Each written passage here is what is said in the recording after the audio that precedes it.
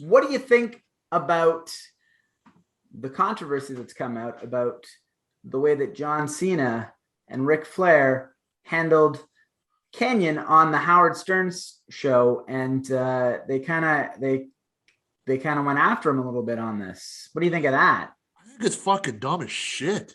What do you think is dumb about it? Okay, listen, I'm gonna say this: like, if you're a leader, if you're a so-called leader, as John Cena, well, John Cena really, well, he was, I guess, back then too. Back then, yeah, he was on top. Ric Flair, don't bury a guy. Yeah. He was on your team. He was on your team. It doesn't matter. He had been out of the WWE for some time at that point, but he was on your team. Yeah. So to me, like, if you're the top guy and you come out and say Chris Kanyon was no good, you're no good because you couldn't get him over. That's what that tells me. That tells me that Ric Flair, yet again, coming out almost, it was back-to-back weeks, as an absolute douchebag. Yeah. Now, to me, and John Cena doesn't have leadership. He was the head of the company. He could draw fans. He didn't have leadership. Well, here's the thing is, I feel like in that instance, because what was said before that was Kanyon was saying that he didn't get a push because he was gay. I'm not sure I believe that. I think that may or may not be true. I don't know. I don't really know. But the response was, you accuse this company that John Cena and Ric Flair work for of sort of bullying him. They sort of knee-jerk reaction towed what they thought was the company line, and they go, "Oh, he wasn't any good. He wasn't any good."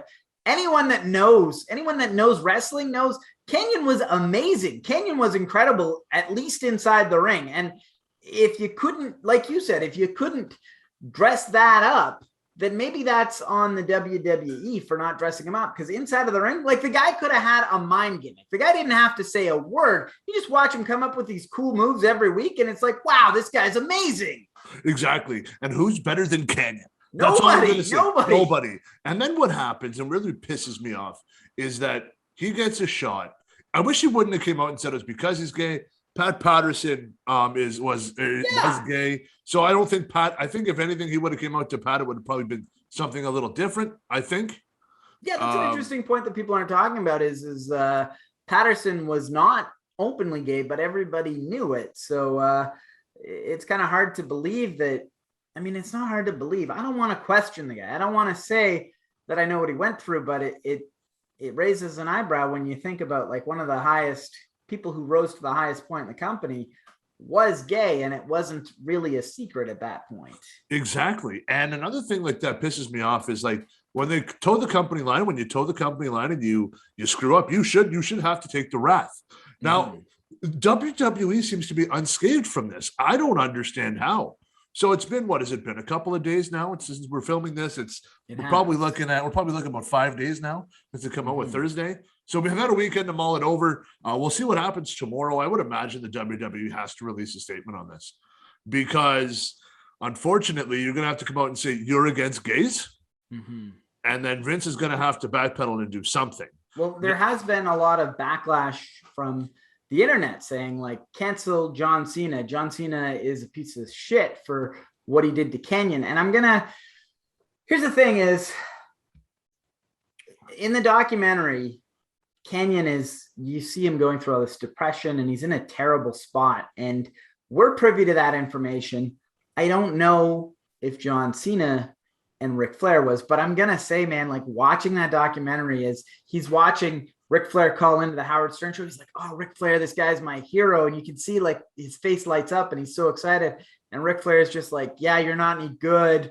You didn't have what it takes." And, I think he kind of pitches, well, maybe I could come back and be like an openly gay character on TV. And Ric Flair's just like, "I don't see, time's up for Kanyon.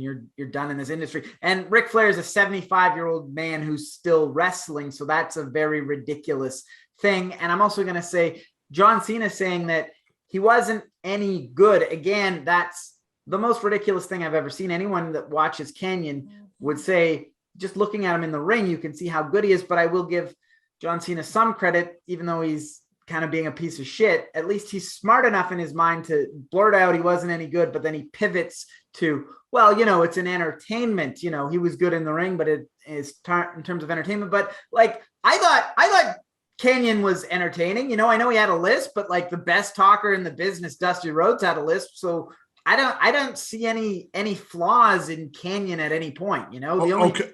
the only flaw I saw was he didn't really get a push. Okay, here's the thing, Adam. So what are we looking at here? We're looking at WCW when Kanyon was big, right? Sure. Okay. Now, you and I were what, 14? Let's say 14, 15, somewhere around there. Somewhere around there. Okay, they had the NWO, right? Yes. Right? They're like, okay.